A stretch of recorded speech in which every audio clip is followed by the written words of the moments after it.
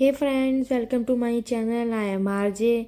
आज मैं फिर से आपके लिए एक औषधि लेके आई हूँ, घरेलू नुस्खा लेकर आई हूँ।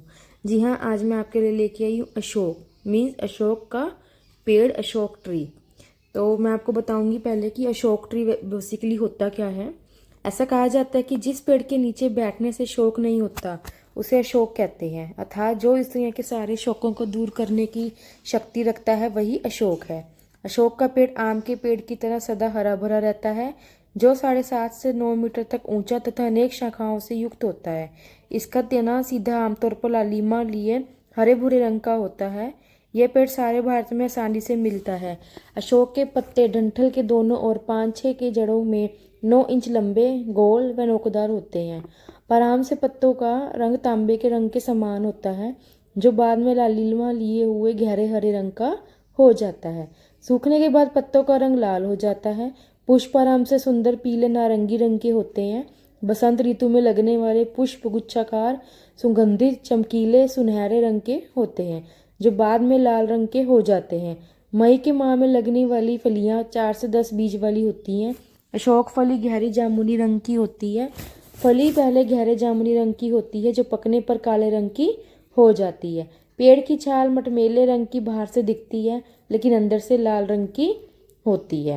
अब इसका बाहरी रूप क्या है। अशोक का पेड़ के 7.5 से 9 मीटर तक ऊंचा होता है।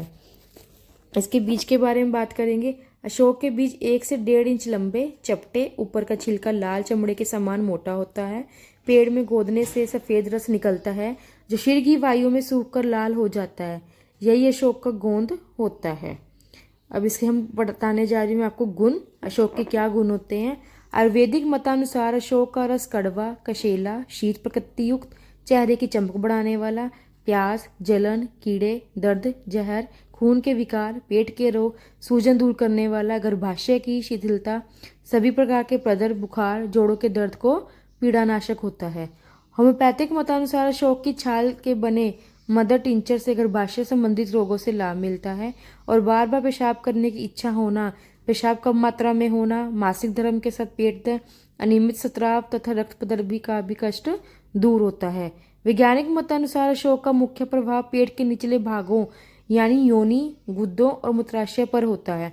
गर्भाशय के अलावा ओवरी पर इसका उत्तेजक असर पड़ता है। यह महिलाओं में प्रजनन शक्ति को बढ़ाता है।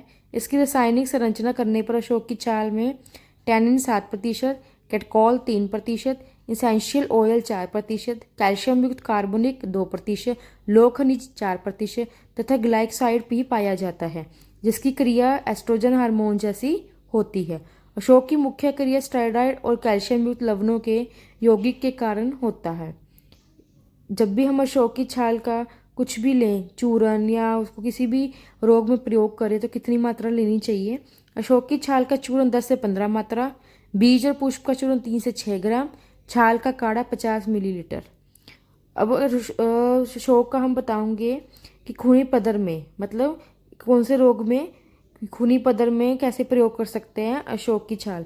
अशोक की छाल सफ़ेद जीरा, दालचीनी और इलायची के बीज को उबालकर काढ़ा तैयार करें और छानकर दिन में 3 बार सेवन करें। दूसरा रोग है योनि के ढीलेपन के लिए।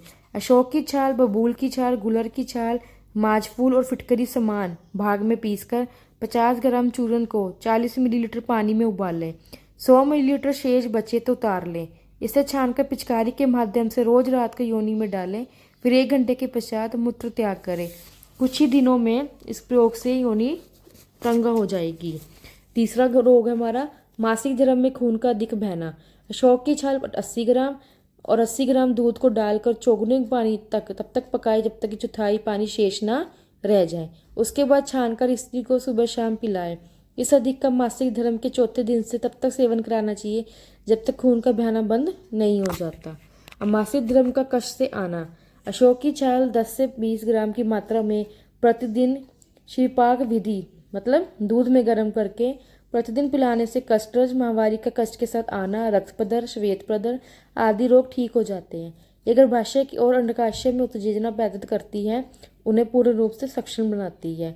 तो ये थे हमारे आज अशोक के पेड़ की घरेलू नुस्खा उसके बारे में कि अशोक का ट्री क्या होता है। तो अगर मेरी वीडियो अच्छी लगी हो तो प्लीज़ लाइक सब्सक्राइब और शेयर जरूर कीजिएगा। कल फिर मिलेगी इसी नई वीडियो के साथ, एक नई घरेलू औषधि के साथ। धन्यवाद।